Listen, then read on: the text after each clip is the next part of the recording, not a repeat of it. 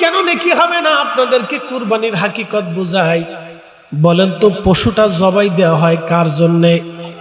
না না, একসাথে বলেন, কার জন্যে?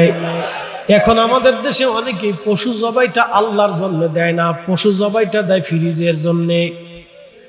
কি কথা কন? ফ্রিজের জন্যে। ফ্রিজের জন্য যারা পশু জবাই দেয়, নাম ফোটানোর জন্য যারা গরু জবাই দেয়, আমি 5 লক্ষ টাকার গরু জবাই দেব, 5 লক্ষ টাকার চিন্তা করে 7 লক্ষ 10 লক্ষ 15 লক্ষ টাকা দিয়ে একটা গরু নিয়ে আসে। গরুটা এনে সারা গ্রাম ভরে দেখাইলো, আমি বিরাট বড় একটা গরু জবাই দিচ্ছি নাম দেওয়ার জন্যে। বলে আব্দুল করিম 15 লক্ষ টাকা দিয়ে একটা গরু জবাই দিয়েছে। এই নামের চিন্তা যদি আপনি করেন, পশু জবাই হবে, কুরবানি হবে না। আল্লাহ বললেন, ওয়ালা তামুতুন্না ইল্লা ওয়া আনতুম মুসলিমুন। তুমি মুসলমান হয়ে মারা যাও, মুসলমান হয়ে তুমি কবরে আসো, মুসলমান না হয়ে আইসো না। ভাটপাড়াবাসী মুসলমান হয়ে আল্লাহ কবরে যেতে বললেন। মুসলমান কাকে বলে? আসলামতু লিরাব্বিল আলামিন, যে তার জীবনের সব কিছু আল্লাহর জন্য দিয়ে দিছে, তাকে মুসলমান বলা হয়। আল্লাহ বলেন, কুল ইন্না সলাতি ওয়া নুসুকি ওয়া মাহইয়ায়া ওয়া মামাতি লিল্লাহি রাব্বিল আলামিন। ও নবী আমার, উম্মতকে বলে দেন, কুল ইন্না সলাতি, নামাজ আমি আল্লাহর জন্যে, ওয়া নুসুকি, কুরবানি আমি আল্লাহর জন্যে, কুরবানি আমি আল্লাহর জন্যে,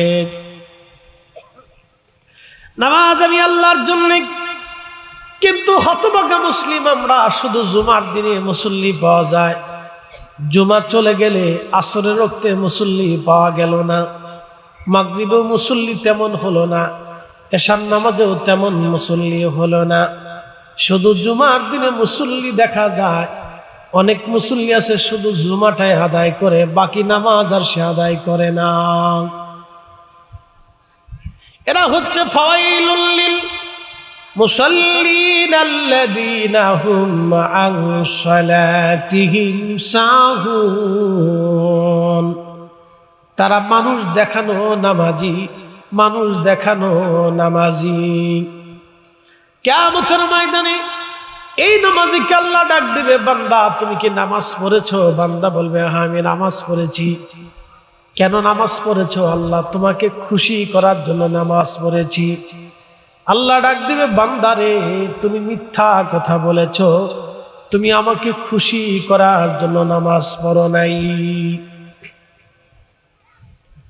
তুমি আমাকে খুশি করার জন্য তুমি নামাজ পড়ো নাই, তুমি আত্মীয়কে খুশি করার জন্য নামাজ পড়েছো, সমাজ রক্ষা করার জন্য তুমি নামাজ পড়েছো, তুমি ঠেলায় পড়ে বিপদে পড়ে নামাজ পড়েছো, মানুষ মন্দ বলবে সেই জন্য তুমি নামাজ পড়েছো, তুমি আমার খুশির জন্য তুমি নামাজ পড়ো নাই। বান্দা তুমি চলে যাও, চলে যাও, আজকে আমি রবের দরবারে তোমার কোনো বেনিফিট নাই। দুনিয়াতে মানুষ তোমাকে মুসল্লি বলেছিল, আজকে আমি রবের দরবারে কোনো কিছুই তুমি পাবা না। আজকে তুমি কিছুই পাবা না, তুমি মানুষকে খুশি করার জন্য তুমি নামাজ পড়েছো। নড়াইলবাসী নামাজের ভিতরেও মানুষ শিরিক করে। প্রশ্ন রাখবেন, ফরিদি হুজুর নামাজের ভিতরে মানুষ শিরিক করে কেমনে? বলে দিয়ে যাই। আমার ভাই মাওলানা আব্দুল কাদের সিদ্দিকী সাহেব, তিনি আমাদের ঢাকার ওই যে কেরানীগঞ্জ কলতাপাড়া এক মসজিদের খতিব সাহেব, ইমাম সাহেব, বন্ধু মনোযোগ দিবেন, আমি এক মসজিদের খতিব সাহেব। আমরা চিন্তা করলাম, আমি যদি সুন্দর মতো নামাজ না পড়ি তো মুসল্লি কি মনে করবে? আমি যদি লম্বা লম্বা সেজদা না দেই তো মুসল্লি কি মনে করবে? আমি তো এই নামাজে আল্লাহকে খুশি করার জন্য দাঁড়াইলাম না, আমি মুসল্লির ভয়ে দাঁড়াইছি, আমি মুতল্লির ভয়ে দাঁড়াইছি, আমি আল্লাহর ভয়ে দাঁড়াই নাই। এই জন্য নামাজে মাঝে মধ্যে শিরিক হয়। বলে শিরিক কি? সমাজে বিচার সালিশে বসে গেল, বিচার সালিশে বসার পরে লোকেরা ইমাম সাহেব হুজুর বললেন আসেন, জোহরের আজান পড়েছে, আমরা নামাজ পড়ে নেই, নামাজ পড়ে নেই। এই সময় কিছু কিছু লোক আছে যারা সালিশ দরবারে বসে, অনেকে নামাজ কালাম পড়ে না, অনেকে পেশাব করেও ঠিক মতো পানি ঢিলা কুলুপ ব্যবহার করে না, আছে না নাই? ঢিলা কুলুপ অনেকেই করে না। তো নামাজের সময় হুজুর ডাক দেওয়ার পরে চিন্তা করলো, এখন যদি নামাজে না যায় তাহলে সমাজ কি মনে করবে? তো সমাজকে খুশি করার জন্য সে যখন নামাজে দাঁড়ায় গেল, তখন তারা নামাজ আল্লাহর দেওয়ার শর্ত মোতাবেক নামাজ আদায় হলো না, তখন ওই নামাজে শিরিক ঢুকে যায়। এই জন্য আল্লাহ কোরআনে বললেন, কদ আফলাহাল মুমিনুনা আল্লাযীনা হুম ফী সালাতিহিম খাশিউন।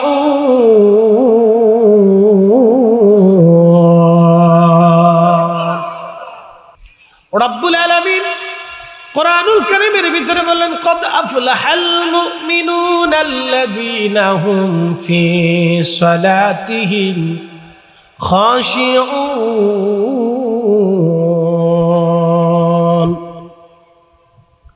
সফল কাম সে নামাজি, সেই মুমিন যে নামাজের মধ্যে খুশু খুশু অবলম্বন করে। এই জন্য নামাজ আল্লাহর জন্য হবে। এরপরে আল্লাহ বললেন অনুসুকি, ৮০ বছর পরে সাইয়্যিদুনা ইব্রাহিম আলাইহিস সালাতু ওয়াস সালামকে আল্লাহ একটা সন্তান দিলেন। ভালো করে শুনে যান, ৮০ বছর পরে আল্লাহ ইসমাইল ইব্রাহিম আলাইহিস সালামকে একটা সন্তান দিলেন। আম্মাজান সারার বয়স, হযরত ইব্রাহিম খলিলুল্লাহর বয়স ৮০ বছর। তখন হযরত হাজেরার গর্ভে আল্লাহ একটা সন্তান দিলেন। এই সন্তানের নাম ইসমাইল জবেহুল্লাহ। আর হযরত ইব্রাহিম আলাইহিস সালামের বয়স ১০০ বছর, আম্মাজান সারা আলাইহিস সালামের বয়স ৮০ বছর। তখন হযরত আম্মাজান সারার গর্ভে আল্লাহ একটা সন্তান দিলেন। এই সন্তানের নাম হযরত ইসহাক, হযরত ইসহাক আলাইহিস সালাতু ওয়াস সালাম। ভালো করে শুনে যান, হযরত হাজেরার গর্ভে আল্লাহ সন্তান দিলেন। ইব্রাহিমের বয়স ৮০, বুঝে নেন ইব্রাহিম আলাইহিস সালামের বয়স কত? ৮০। তখন হযরত ইসমাইল দুনিয়াতে আসলেন। আমাদের আব্বাজান ইব্রাহিম আলাইহিস সালামের দুইজন স্ত্রী, আমাদের দুইজন মা ছিলেন। একজন মায়ের নাম হাজেরা, আর একজন মায়ের নাম হযরতে সারা। হযরত সারা আলাইহিস সালাম ছিলেন বর্তমান যেই এই হারান অঞ্চলের রাজকুমারী ছিলেন হযরতে আম্মাজান সারা আলাইহিস সালাম। আম্মাজান সারার সাথে হযরত ইব্রাহিমের বিয়ে হয়েছিল। আমাদের মিল্লাতের বাবা ইব্রাহিম আলাইহিস সালাম আম্মাজান সারাকে শাদী মোবারক করেছিলেন। আর আম্মাজান সারা ছিলেন অত্যন্ত সুন্দর এবং সুন্দরী। পৃথিবীতে আম্মাজান সারার মতো এত সুন্দরী নারী কোন মা কোনো দিন আর জন্ম দিতে পারবে না। একবার জোরে বলা যাবে কি আল্লাহু আকবার? এ নড়াইলবাসী ভালো করে শুনে যাবেন, হাজরাতে ইব্রাহিম খলিলুল্লাহ আলাইহিস সালাম হারানের রাজকুমারী আম্মাজান সারাকে বিয়ে করেছিলেন। ৮০ বছর, কোনো বাচ্চা নাই। যখন আম্মাজানের বয়স ৮০ বছর, ইব্রাহিম আলাইহিস সালামের বয়স ১০০ বছর, তখন আল্লাহ হযরত ইসহাক আলাইহিস সালামকে দিয়ে দিলেন। তাহলে হযরতে ইসমাইল আলাইহিস সালাম থেকে ২০ বছরের ছোট ছিলেন ইসহাক আলাইহিস সালাম। আর ইসহাক আলাইহিস সালাম থেকে ২০ বছরের বড় ছিলেন হযরত ইসমাইল আলাইহিস সালাম। কিন্তু ইসমাইল যখন দুনিয়াতে আসলেন, আমার রব আমার আল্লাহ হুকুম দিলেন, যান আপনি আপনার ইসমাইলকে নিয়ে বিবি হাজেরাকে নিয়ে নির্জন স্থানে রেখে দিয়ে আসেন। বর্তমান বাইতুল্লাহ রব্বুল আলামিন বলেন, আমি প্রথম যেই ঘর বানাইলাম সেটার নাম বাক্কা, বিবাক্কাতাম মুবারাকান হুদাল লিল আলামিন। আমি যেই ঘর নির্মাণ করলাম এটা তামাম বিশ্ববাসীর হেদায়েতের জন্য আমি এই ঘর নির্মাণ করেছি। আর একটু কমাই দেন, টোনটা একটু কমাই দেন, ঠিক আছে? তামাম বিশ্ববাসীর হেদায়েতের জন্য আমি ঘর নির্মাণ করেছি। এই ঘরের কাছে হযরত সাইয়েদনা ইব্রাহিম আলাইহিস সালাম নিজের স্ত্রীকে নিয়ে চলে আসলেন। আসার পরে বাড়ি নাই, ঘর নাই, খাবার নাই, পানি নাই, জব নাই, মানুষ নাই, বসতি নাই, গাছ নাই, কিচ্ছু নাই, বিজবন একেবারে পাথুরি এলাকা। শুধু যেখানে জমজম কূপ ছিল এখানে একটা গাছ ছিল। এই গাছের নিচে সাইয়েদনা হাজর আলাইহিস সালামকে ইব্রাহিম আলাইহিস সালাম বসাইলেন। বসানোর পরে বললেন, আমি তোমাদেরকে রেখে যাচ্ছি। কিছু পানি দিলেন, কিছু খেজুর দিলেন। পানি আর খেজুর দিয়ে রওনা করলেন। হযরত আম্মাজান হাজরা পিছন দিক থেকে ইব্রাহিম আলাইহিস সালামের জুব্বা টেনে ধরলেন। জুব্বা টেনে ধরে বললেন, ওগো আল্লাহর নবী ইব্রাহিম, আপনি আমাকে এখানে রেখে যাচ্ছেন আপনার ইচ্ছায় নাকি আল্লাহর ইচ্ছায়?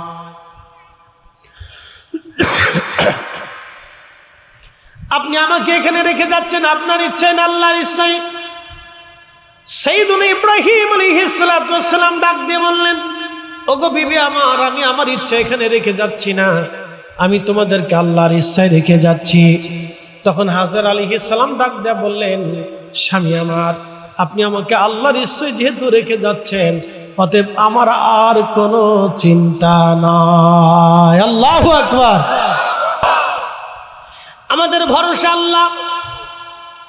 একিন রাখতে হবে আল্লাহর উপরে 100% পিওর একিন। বিশ্বাস যদি আপনার ঠিক থাকে তাহলে আল্লাহর পক্ষ থেকে গায়েবী সাহায্য আপনার কাছে আসবে।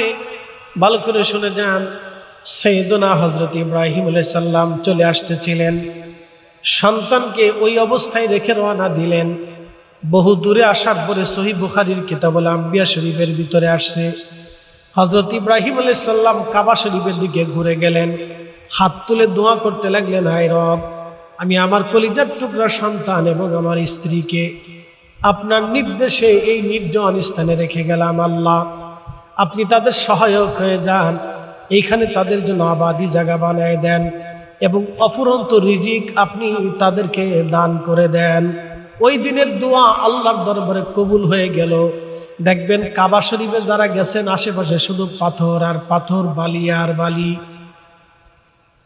কোনো বাগান নাই, ক্ষেত নাই, শস্য নাই, শ্যামল নাই, খেজুরের বাগান নাই, কিচ্ছু নাই, শুধু পাহাড় আর পাহাড়, পাথরের জায়গা। কিন্তু আল্লাহর কি অপরিসীম জায়গা, কি রহমত। ওই দিনের দোয়ার পর থেকে ইব্রাহিম আলাইহিস সালামের সেই কাবায় আজও পর্যন্ত খাবারের অভাব হয় নাই। একবার জোরে বলা যাবে কি আল্লাহু আকবার। আমরা এখানে ঘাস লাগানো লাগে না, ঘাস হয়ে গেছে। কথা ঠিক আছে না? ঘাস কি লাগাইছেন? ঘাস হয়ে গেছে। কিন্তু মক্কায় যদি যান শুধু পাথর আর পাথর, শুধু বালি পাথর, কিচ্ছু নাই। ইব্রাহিম আলাইহিস সালাম দোয়া করলেন, দোয়া কবুল হয়ে গেল আসমানে। হযরত হাজর আলাইহিস সালাতু ওয়াস সালাম বাচ্চাকে নিয়ে বসে আছেন। বাচ্চাকে নিয়ে থাকার পরে পানি পান করলেন। একটা সময় পানি শেষ হয়ে গেল। খেজুর খাইলেন, খেজুরও শেষ হয়ে গেল। পানি নাই, চিন্তায় পড়ে গেলেন এখানে বাচ্চারে কি খাওয়াবেন তিনি দূরে লক্ষ্য করে দেখলেন সাফা এবং মারওয়া পাহাড়।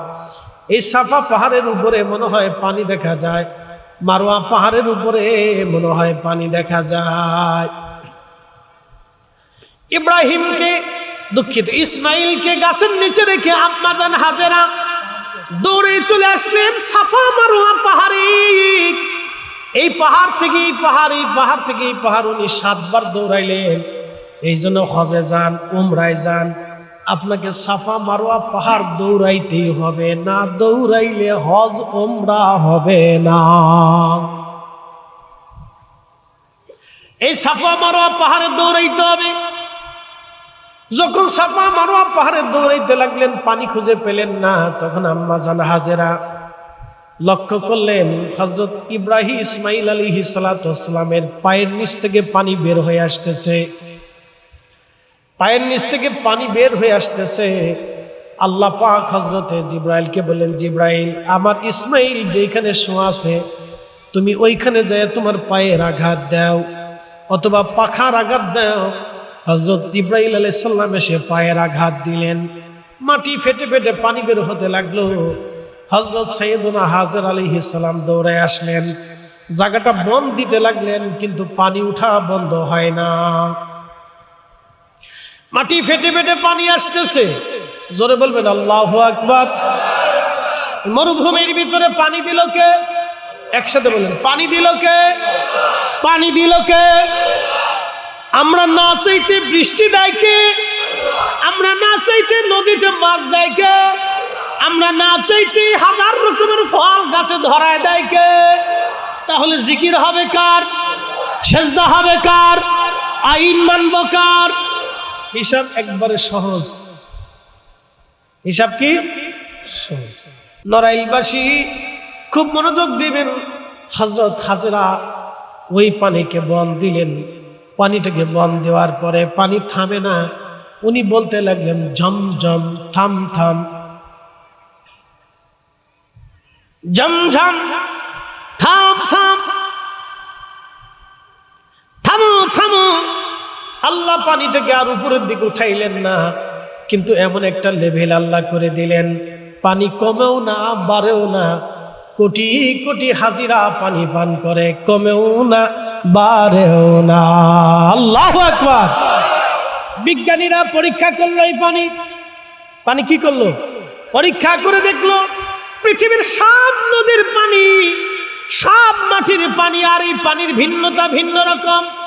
এই পানির ভিতরে শেফা আছে, এই পানির ভিতরে প্রোটিন বেশি, এই পানি একেবারে নিরাপদ, এই পানি স্বচ্ছ, এই পানির মধ্যে কোনো পয়জন নাই, কোনো জীবাণু নাই, পানির মধ্যে ক্ষতিকারক কিছু নাই। শুধু এই পানির ভিতরে বরকত আর বরকত, বরকত আর বরকত। এটা আল্লাহর বেহেশত থেকে আসা একটা পানি, জমজম জমজম।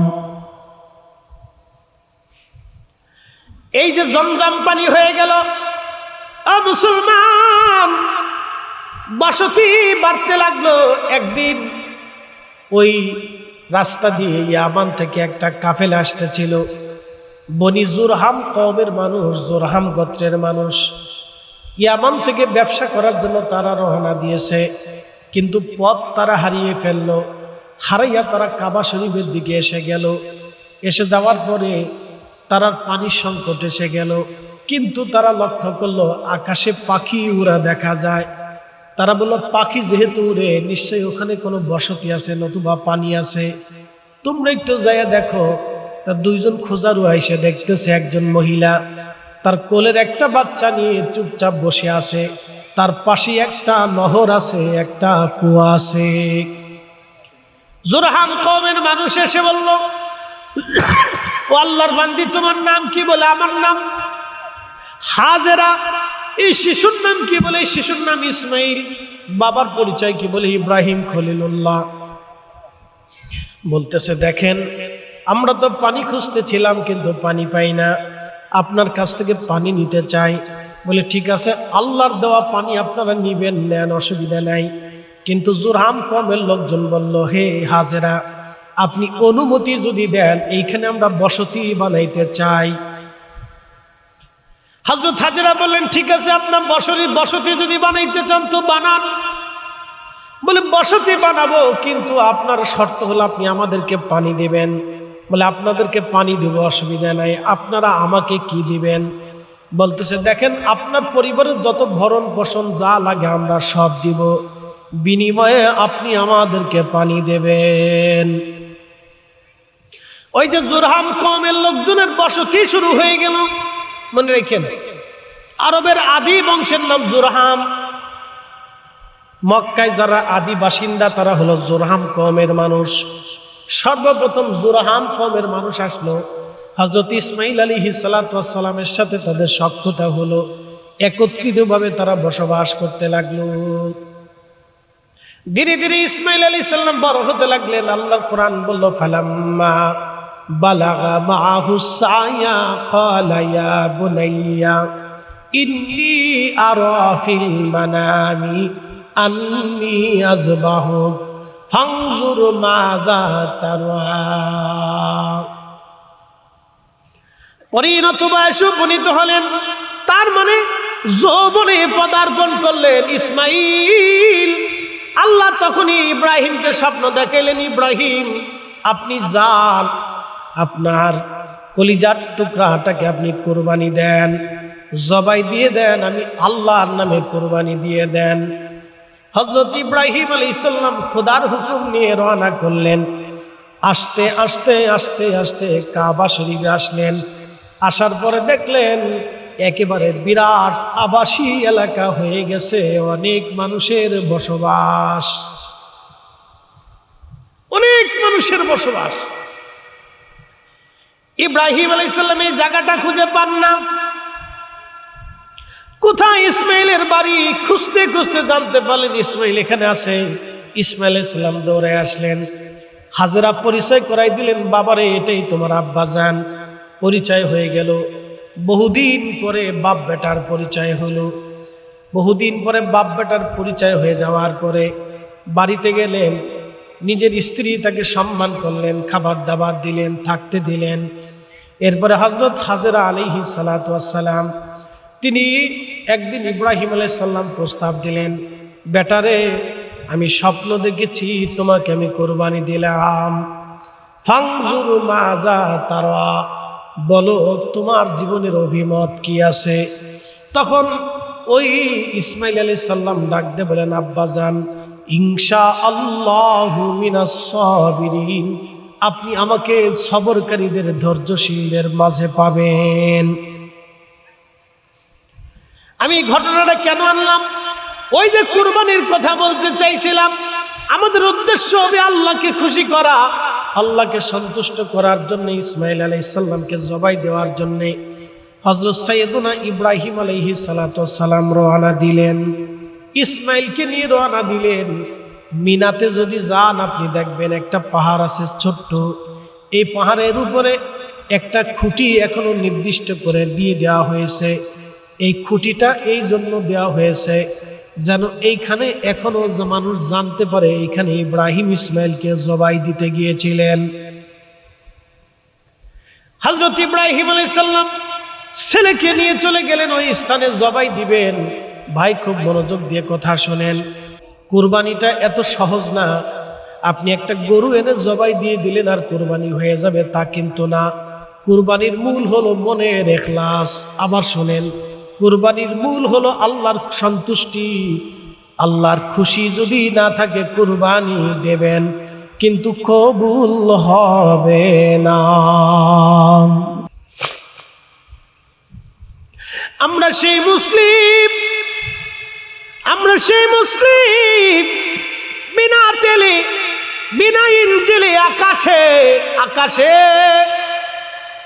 দিয়ে উড়ে যেত সুলাইমান। আমরা সেই মুসলমান, আমরা সেই মুসলিম। ইমাম শাফিঈ যাই নামাজ বিছিয়া দজলা নদীর উপরে জোহরের নামাজ পড়েছিলেন, আমরা সেই মুসলমান, আমরা সেই মুসলিম। সাইয়েদুনা ইব্রাহিম আলাইহিস সালাম সন্তানকে নিয়ে গেলেন। ইসমাইল বাবার চেহারার দিকে তাকায় বলেন, আব্বাজান আমাকে তো জবাই দিবেন, আপনি আমাকে জবাই দেওয়ার আগে আপনি আপনার ছুরিটাকে সুন্দর করে ধার দিয়ে দেন, কারণ জবাইটা যেন তাড়াতাড়ি হয়ে যায়, আমি যেন ছটফট কম করি, মৃত্যুটা যেন আমার তাড়াতাড়ি হয়ে যায়। আব্বাজান আপনি আমার হাতগুলি শক্ত করে বেঁধে নিয়েন, কারণ বাবা গো জবাই দেওয়ার সময় আমার ছটফট আসতে পারে, ওই সময় আমার যন্ত্রণা হতে পারে, আমার হাত পা যদি লাড়াচাড়া হয় আপনার জবাই দিতে কষ্ট হবে, আমার হাতটাকে খুব মজবুত করে আপনি বেঁধে নেন, আমার পা ভালো করে বেঁধে নেন। আব্বাজান আপনার চোখ আপনি সুন্দর করে কাপড় দিয়ে বেঁধে নেন, কারণ আমার চেহারার দিকে তাকাইলে আপনার মায়া লাগতে পারে। বলেন তো একজন সন্তান যখন বাবাকে এইগুলি বলতেছিল সেই সময় বাবার কলিজার মধ্যে কেমন লাগতেছিল? কিন্তু না, খুদাকে রাজি করতে হবে, আল্লাহকে খুশি করতে হবে। আল্লাহকে খুশি করার জন্য ইব্রাহিম সেই দিন তিনি দাঁড়ায় গেলেন মিনার প্রান্তরে কুরবানি করার জন্যে। ভাই খুব মনোযোগ দিয়ে শুনে যান। হযরত ইব্রাহিম আলাইহিস সালাতু ওয়াস সালাম যখন দাঁড়ায় গেলেন, তখন হযরত ইসমাঈল আলাইহিস সালাম ডাক দিয়ে বলতেছে, আব্বাজান, আব্বাজান, আমার ইন্তেকালের পরে, জবাই হয়ে যাওয়ার পরে আপনি সুন্দর করে আমার এই রক্তমাখা জামাখানা, পায়জামাখানা আর আমার রক্তমাখা পোশাকগুলি নিয়ে আপনি সুন্দর করে আমার মার হাতে দিয়ে দিবেন, আমার মার হাতে দিয়ে দিবেন। মার হাতে দিয়ে দেওয়ার পরে মা যেন এই রক্তমাখা জামা দেখে আমার জন্য দোয়া করে দেয়। একবার জোরে বলা যাবে কি আল্লাহু আকবার? ও ভাটপাড়াবাসী, আপনি দেখেন বাবা এবং বেটার এই সুন্দর আচরণ দেখে আমার রব এতটা খুশি হয়েছিলেন, এই জন্য ইব্রাহিমকে উপাধি দিয়ে দিলেন খলিলুল্লাহ, আর ইসমাইলকে উপাধি দিয়ে দিলেন জবহুল্লাহ। ইব্রাহিম হয়ে গেল খলিলুল্লাহ, আল্লাহর বন্ধু। ইসমাইল হয়ে গেল জবহুল্লাহ। কি সুন্দর! আহা, ইব্রাহিম আলাইহিস সালাম আল্লাহকে খুশি করার জন্য নিজের সন্তান কুরবানি দিতে গেলেন, সন্তান কুরবানি করতে গেলেন। কিন্তু ঠিক ওই সময় যখন উনি ছুরিখানা চক্ষু বেঁধে বিসমিল্লাহি আল্লাহু আকবার বলে ছুরিখানা চালাইতে গেলেন, বিসমিল্লাহি আল্লাহু আকবার বলে ছুরিখানা চালাইতে গেলেন, ঠিক ওই সময় আমার আল্লাহ ডাক দিলেন, জিবরাইল, লাব্বাইক ইয়া রাব্বুল আলামিন, তুমি তাড়াতাড়ি যাও জান্নাতে। জান্নাতে আমার একটা দুম্বা আছে, 40 বছর ধরে জান্নাতের ঘাস খাইতেছে। ওই দুম্বাখানা তুমি নিয়ে যাও, আমার ইসমাইলের সরাইয়া দুম্বাখানা ইব্রাহিমের শরীর নিচে চালাইয়া দাও।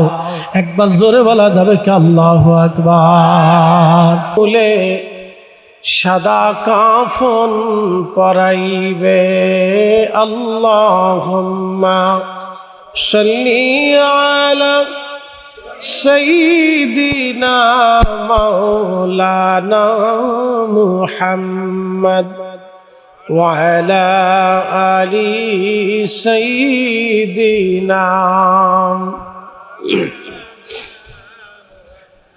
বালাগাল উলা বিকামালিহি কাশাফাদ দুজা বিজামালিহি হাসানাত জামিউ খুসালিহি সাল্লু আলাইহি ওয়া আলিহি।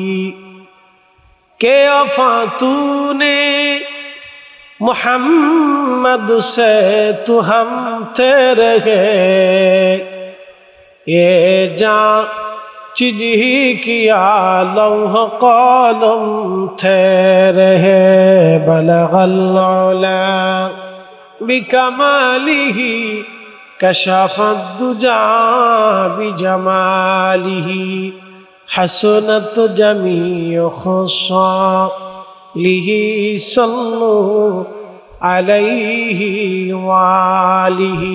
জবান খোলে লা ইলাহা, জবান খোলে লা ইলাহা,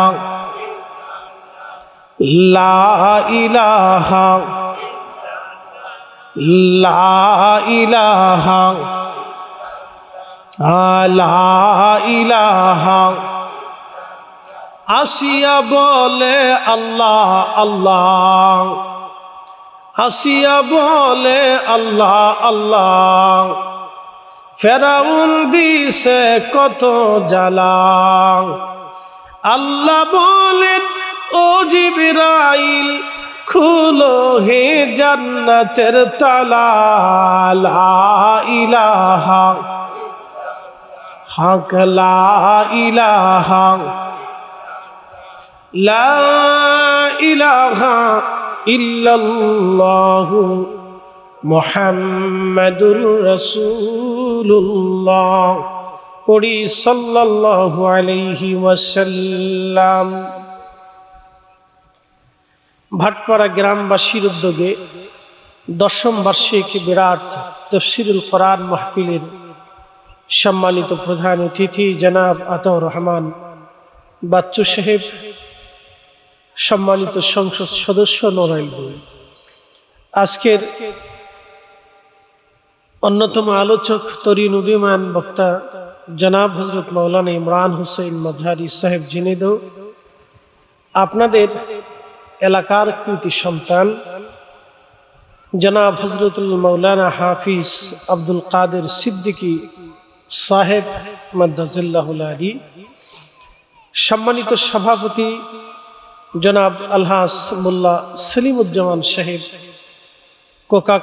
কোটাকোল পশ্চিমপাড়া মোল্লাবাড়ি জামে মসজিদের মুহতারাম সভাপতি, এই ইন্তেজামিয়া কমিটির সকল সদস্যবৃন্দ, এলাকার সর্বস্তরের গণ্যমান্য ব্যক্তিবর্গ, সম্মানিত মুরব্বী, কলিজার টুকরো যুবক, পর্দানিশীল আমার সম্মানিতা মা বোনেরা, মাইকের আওয়াজ যত দূর যাচ্ছে আমি সকলকে মোবারকবাদ জানাই।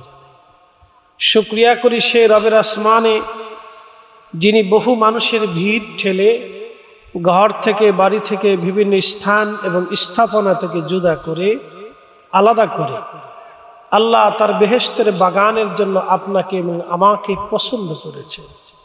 বৃষ্টি বাদলের দিনে, ঝড় তুফানের দিনে, বৈশাখ মাসে যখন কাল বৈশাখের ঝড়ের কথা শুনে একসময় আমাদের হৃদয় কাঁপত। ছোটকালে দেখতাম বৈশাখ মাস আসার আগে বাবা চাচাদেরকে দেখলাম বাড়ির ঘর দরজা সব শক্ত করত, খুঁটি টুটি লাগাইতো। ঝড় তুফানের দিন আসতেছে, কার বাড়ি ঘর উড়িয়ে নিয়ে যাবে, সবাই বাড়ি ঘরের খুঁটি বাঁধত। কারো বাড়িতে যদি খুঁটি সেমন মজবুত না থাকতো তাহলে সাইডে খুঁটি বেঁধে রশি টানাইয়া মজবুত করে ধরে রাখতো, যেতে ঝড়ের দিন আসতেছে।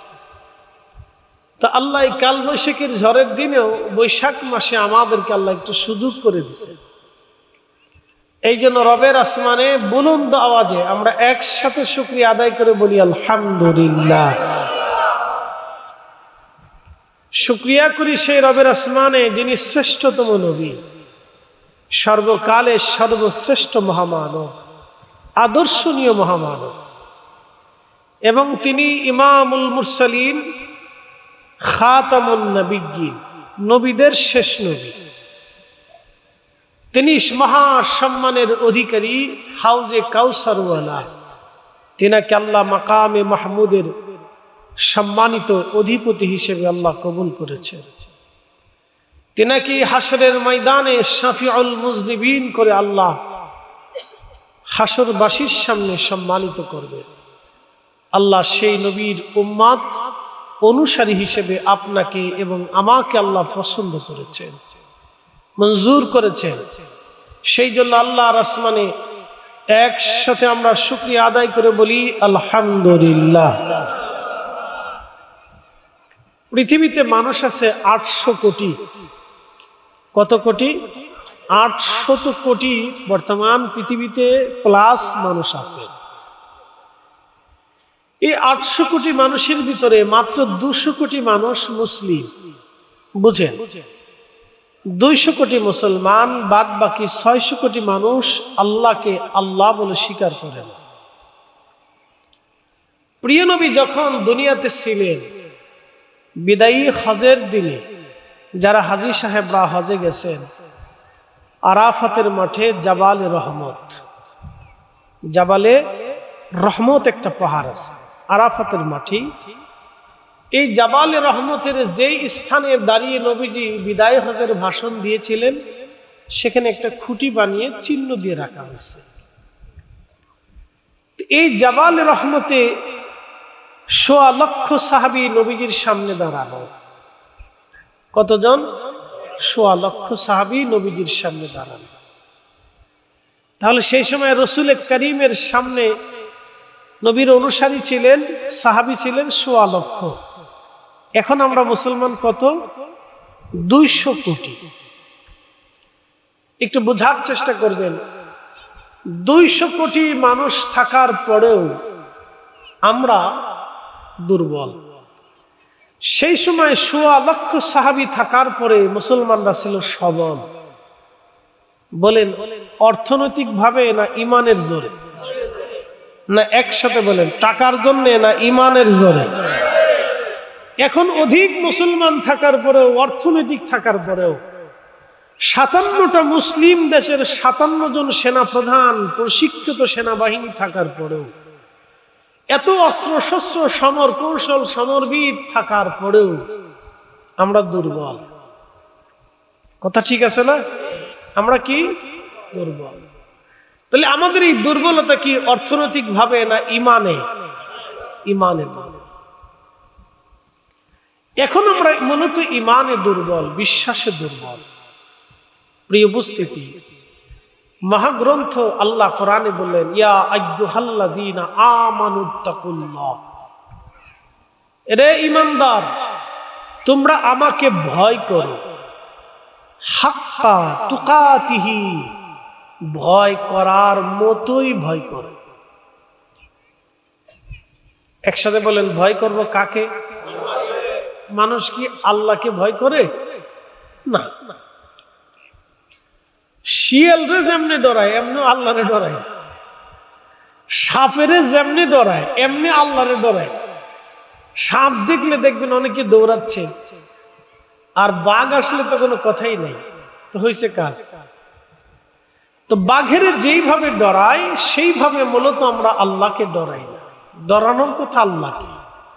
হাক্কা তুকাতিহি, তোমরা আমাকে ভয় করার মতো ভয় করো। প্রিয় উপস্থিতি, আল্লাহকে ভয় করতে আল্লাহ আমাদেরকে হুকুম দিলেন। এরপরে আল্লাহ আমাদেরকে আবার বললেন, ওয়ালা তামুতুন্না, তুমি মৃত্যু নিও না, মরণ নিও না, ইল্লা ওয়া আনতুম মুসলিমুন, মুসলমান না হয়ে তুমি মৃত্যু নিও না, মুসলিম হয়ে তুমি মারা যাও। প্রিয় উপস্থিতি, বলেন তো আমরা দিন শেষে ফিরে যাব কার কাছে? একসাথে বলেন, একটু আওয়াজ দিয়ে বলেন, কার কাছে? কোনো কি সন্দেহ আছে? বেঁচে থাকার কি কোনো সুযোগ আছে? কোনো সিস্টেম নেই। ভালো করে বুঝে আমরা আল্লাহর কাছে ফিরে চলে যাব চিরবাস্তব। ওয়া ইন্না ইলাইহি রাজিউন, আমরা সবাই নিশ্চয়ই আল্লাহর কাছে ফিরে চলে যাব। চির শাশ্বত মহাগ্রন্থ কোরআনুল কারীমের মহান বাণী, আমরা আল্লাহর কাছে ফিরে চলে যাব। প্রিয় উপস্থিতি, আমরা যে আল্লাহর কাছে ফিরে চলে যাব এটা সত্য। এইখানে কি কোনো 100 বছর বয়সী কোনো মানুষ আছে? নাই। ভাটপাড়াতে কি 100 বছর বয়সী কেউ আছে? যদি না থাকে, আর যদিও থাকে তাহলে একজন হতে পারে। তাহলে বাকি 100 বছর আগে যারা দুনিয়াতে ছিল, ঠিক 100 বছর পরে তাদের 1 লক্ষ মানুষের ভিতরের 99,999 জনই কবরে চলে গেছে। কথা ঠিক আছে কিনা? তাহলে বাকি 100 বছর পরে এই মাঠে আমরা এখন যারা বসে আছি, আমরা কোথায় থাকবো? আল্লাহর কাছে। একসাথে বলেন, কার কাছে? তো কি নিয়ে যাব?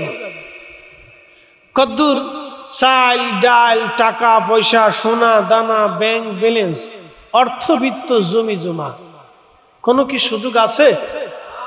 মানুষ বুঝার পরেও কেন জানি রাস্তার জন্য 2 ইঞ্চি জমি ছাড়তে চায় না। কি কথা কর নাকি? আসে না? রাস্তার জন্য 2 ইঞ্চি জমি ছাড়তে চায় না। বনের জমিটা ঠিক মতো বুঝাই দেয় না। ভাই ভাইয়ের জমিটা ঠিক মতো বুঝাই দিতে চায় না। 2 ইঞ্চি জমির জন্য হাতাল কুবাইতে কুবাইতে লাইলির জান শেষ। টাকা হাওলাত আনছে আর ফেরত দেয় না। টাকা মেরে দিয়ে বিদেশ চলে গেছে, আর কোনোদিন টাকা ফেরত দেয় না। সে ভাবতেছে এই অর্থই আমার সবকিছু, কিন্তু সে জানে না এই টাকাটাই যেতে যেতে যেতে যেতে মামলা দাঁড়াবে কিয়ামতের মাঠে।